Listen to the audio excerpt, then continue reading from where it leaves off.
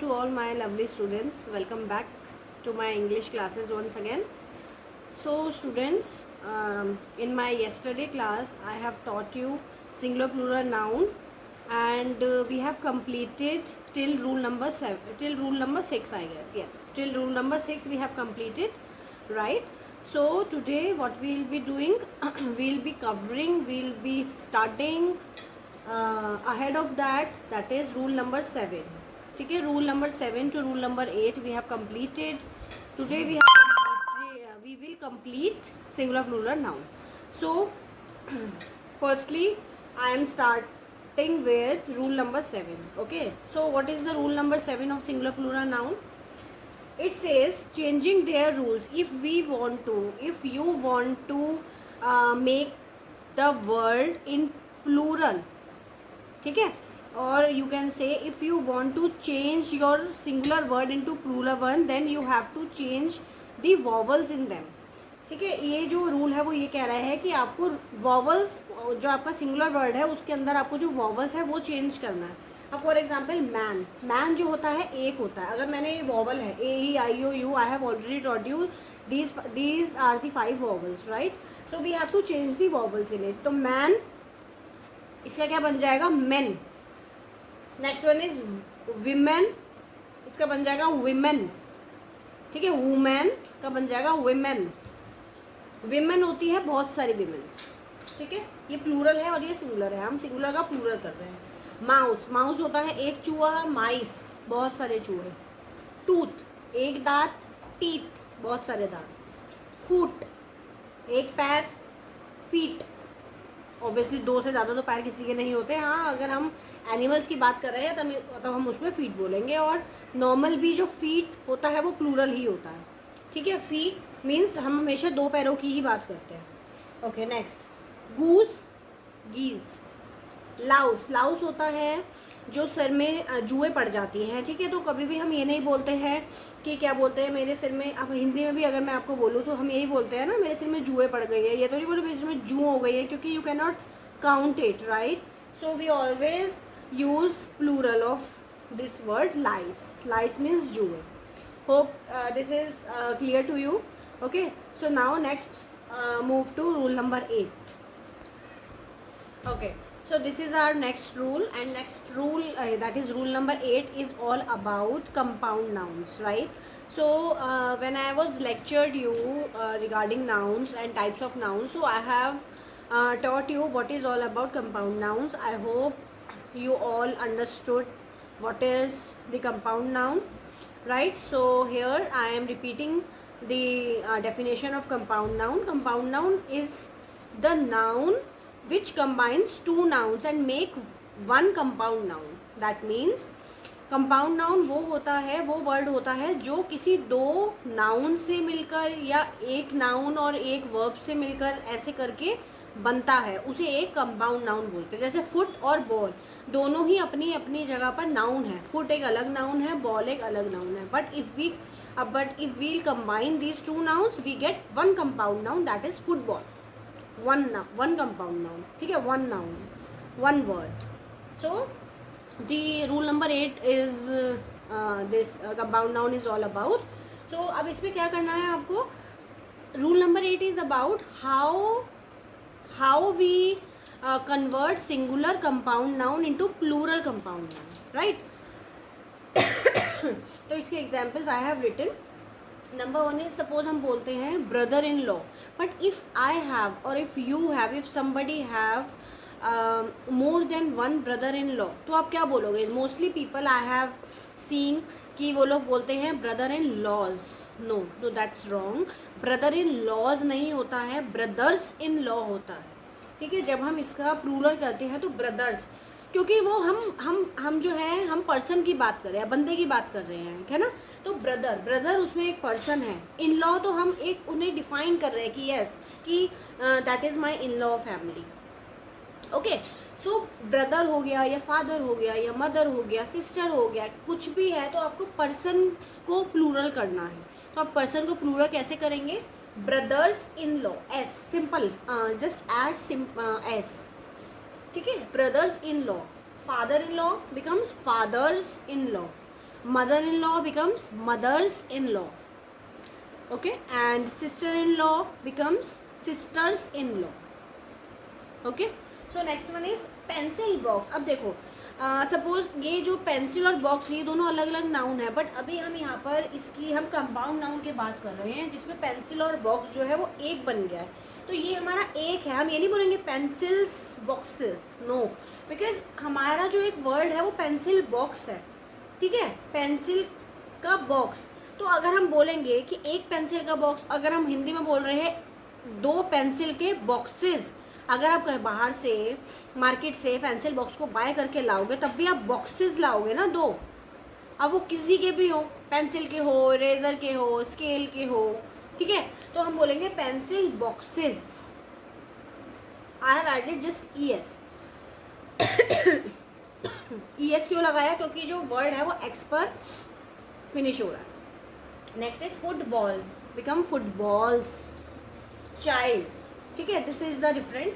Child होता है एक बच्चा, एंड अगर बच्चे का हम प्लूरल कर देंगे तो चिल्ड्रन.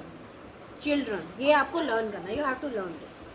क्राइटेरियन होता है सिंगुलर. ठीक है, क्राइटेरियन होता है सिंगुलर. अब इसका plural you might have read the economics books or any type of any book, any economic or English book or business studies book, कोई सी भी बुक में आपने ये फाइंड आउट किया होगा, रीड किया होगा कि जो हमेशा क्या लिखा होता है, अकॉर्डिंग टू दिस क्राइटेरिया. तो क्राइटेरिया वो क्या है, वो प्लूरल में लिख रहे हैं. Criteria is the plural word. Next one is phenomenon का जो हमारा प्लूरल वर्ड है ये बहुत यूज होता है. Phenomena is the plural and criteria is the plural. Okay, so that is rule number 8. okay, so now next is sorry, this is rule number 9. okay, this is next is rule number 9. इसमें क्या बोल रहा है कि these words remain singular in form. ये हमेशा singular ही रहते हैं, इनका प्लूरल नहीं होता है. ठीक है, so let's see what are those words. Number 1 is news. अब आप सोचेंगे इसमें S लगा हुआ है मैम, ये तो हमारा प्लूरल है, बट न्यूज़ क्या आपको पता है फुल फॉर्म क्या होती है? North, east, west, south. तो ये वर्ल्ड का S है, हमने कोई इसको प्लूरल करने के लिए S नहीं लगाया है. ठीक है, तो ये जो सारे वर्ड्स हैं वो हमेशा these words always remain singular in form. ठीक है, सिंगुलर में ही रहेंगे. सपोज मैथ्स, अगर आप बोलोगे मैथ्स की फुल फॉर्म मैथमेटिक्स, तो S हमारा क्या बोलते हैं, प्लूरल करके नहीं लगा, उस वर्ड में ऑलरेडी S है. पॉलिटिक्स, इन्फॉर्मेशन, आप ये नहीं बोलोगे आई हैव, आप ये तो बोल सकते हो I have so many information, but आप ये नहीं बोलोगे I have so many informations, S नहीं लगेगा इसमें. Scenery, athletics, mathematics, same, mechanics. ठीक है, so these are the words which remain singular in form, right? Okay, so now is our last rule of singular plural, that is rule number 10, and what it says that all nouns remains plural in form. ये जो है nouns है वो plural ही रहेंगे हमेशा. जैसे हमने rule number 9 में बोला था कि these nouns remain singular in form. ठीक है, अभी ये वाले जो words हैं these nouns remain plural in form. ठीक है, तो अब आप बोलोगे मैम इसका what is the use of understanding these rules. सो इसका यूज़ आएगा जब आपको इज़ आर कहीं पर लगाना होगा, तो आप ये वर्ड्स अगर हमें गिवन होंगे तो उसके बेसिस पर ही आप लगाओगे ना कि इज़ लगेगा सिंगुलर के साथ, आर लगेगा प्लूरल के साथ. ठीक है, we'll do after this, don't worry. So this examples are spectacles होता चश्मा. आप देखो जो चश्मा है, हमारी जो आइज़ है, we have 2 eyes, we all have 2 eyes, right. So एक आँख में तो आप चश्मा लगाओगे नहीं, 1 eye के लिए तो आप स्पेक्ट्स नहीं लगाओगे. अगर हम बोलते भी है तो आई हैव 2 eyes, आप ये तो नहीं बोलते हो ना 1 eye. ठीक है, तो स्पेक्टिकल्स में ऑलरेडी S है, तो ये ऑलरेडी प्लूरल है, इसको आप एक बार और S नहीं लगाओगे इसमें. Next one is trousers.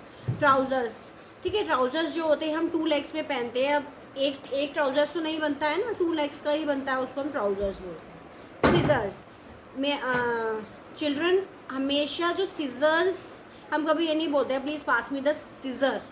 ठीक है, क्योंकि उसके अंदर 2 कैंचियाँ होती हैं. ठीक है, 2 चीज़ होती है ना, तो एक से ज़्यादा है तो वो ऑलरेडी सीजर्स है. हम बोलते हैं पास में the, give me the scissors, S. Tongs, tongs होता है चिमटा, उसमें भी दो चीज़ होती है, दो दो उससे होता है जिससे हम पकड़ सकते हैं, किचन यूटेंसिल होता है ये। आर्म्स, ठीक है। Ashes, ashes. पीपल, पीपल जो होते हैं वो अपने आप में ही प्लूरल होते हैं, तो इसमें इसको आपको प्लूरल करने की नीड नहीं है, ठीक है। तो I hope the all rules are clear to all of you, and after understanding of all the rules, I would like to give you some exercise, so we'll do after this, right? Yes students, so for you I have written some sentences and you have to write is and are according to the noun in it. So our number one sentence is he dash a very nice person. Here I am talking about the person. Person मतलब एक बंदे की बात हो रही है, ठीक है। तो एक बंदे की बात हो रही है तो इज आएगा, ठीक है। इज एक मतलब सिंगुलर, तो यहाँ लगा देंगे he is a very nice person. Next is my trousers dash on the bed. अब मैंने आपको ऑलरेडी बताया, आई have already taught you, trousers जो होता है वो ऑलरेडी प्लूरल होता है, ऑलरेडी प्लूरल है वो, तो प्लूरल के साथ क्या आएगा, आर। आर। Mice, mice I have already told you, mice क्या होता है, वो भी प्लूरल होता है, तो माइस के साथ क्या आएगा, आर। प्लूरल के साथ क्या आता है, are. Mice are very annoying in a house. Next one is the police officer dash outside the police station, ठीक है। पुलिस ऑफिसर, पुलिस ऑफिसर, एक पुलिस ऑफिसर की बात हो रही है, अगर यहाँ पे होता द पुलिस ऑफिसर्स तो यहाँ आ रहा था, अभी यहाँ एक ही पुलिस ऑफिसर की बात हो रही है तो इज आएगा। There dash lots of fish in the pond. There dash lots, lots लिखा है तो ऑलरेडी हमें पहचान में आ रहा है, हम आइडेंटिफाई कर सकते हैं कि यहाँ बहुत सारी फ़िश की बात हो रही है, बट जो फ़िश होता है वो ऑलरेडी फ़िश होता है, हम उसे फिशेज नहीं बोलेंगे, ठीक है। और इसमें मतलब ये है कि मैंने आपको बताया था, I guess it's rule number 6, इसमें क्या था कि some words they are not going to change even they are if they are pluralized. अगर हम उसे प्लूरल भी करते हैं तब भी वो जो नाउन है, जो वर्ड है वो चेंज नहीं होगा। उसमें कौन कौन से थे, एक तो फिश था, शीप था, हेयर था, ठीक है। सो यहाँ पर क्या आ जाएगा, is. Okay, so I hope it's this topic is clear to you. So now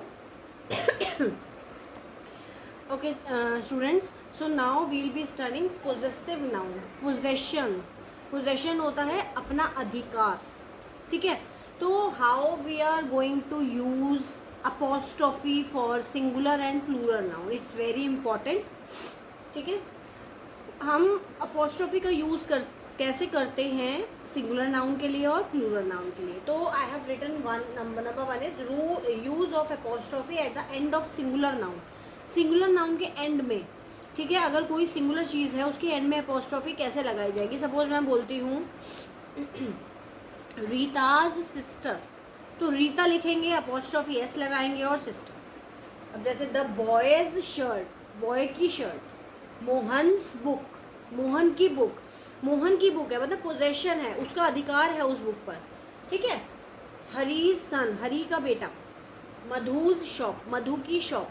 तो ये देखो, ये सारे बॉय, मोहन, हरी एंड मधु, ये सारे क्या थे, सिंगुलर नाउन थे। हमने अपोस्ट्रोफी कहाँ लगाया, अपोस्ट्रोफी के बाद एस लगाया और फिर उसको हमने पोजेशन दिया और फिर उसकी बात करी, ठीक है। तो ऐसे हम सिंगुलर नाउन में अपोस्ट्रोफी का यूज़ करेंगे। Okay, so now let's see how we will be using apostrophe for the plural noun. Okay students, so how we will be using apostrophe for plural nouns, right?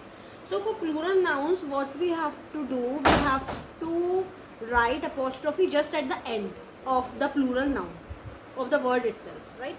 So for an example, क्या बोला है मैंने अभी, जैसे boys school, तो boy का school आपको इसमें पोजेशन शो करनी है, ठीक है। ये इतनी ज़्यादा इंपॉर्टेंट नहीं होती है ओरल कॉन्वर्जेशन में, but it's very very important for your written part, ठीक है। तो इसलिए मैं आपको ये बता रही हूँ, जैसे बॉयज़ है तो already S is already there in the word, ये प्लूरल है, तो हमें क्या करना है, you have to just write the apostrophe, apostrophe लगा देंगे, इससे आ जाएगा, पोजेशन दिख जाएगी उसकी, बॉयज़ स्कूल, बॉय का स्कूल, गर्ल्स साइकिल, गर्ल्स की साइकिल. हॉर्सेस टेल्स, हॉर्स घोड़ों की पूंछ. तो अपॉस्ट्रोफी लगा देंगे, आपको कुछ नहीं करना है फॉर प्लूरल वंस के लिए, if S is already there in the word it's.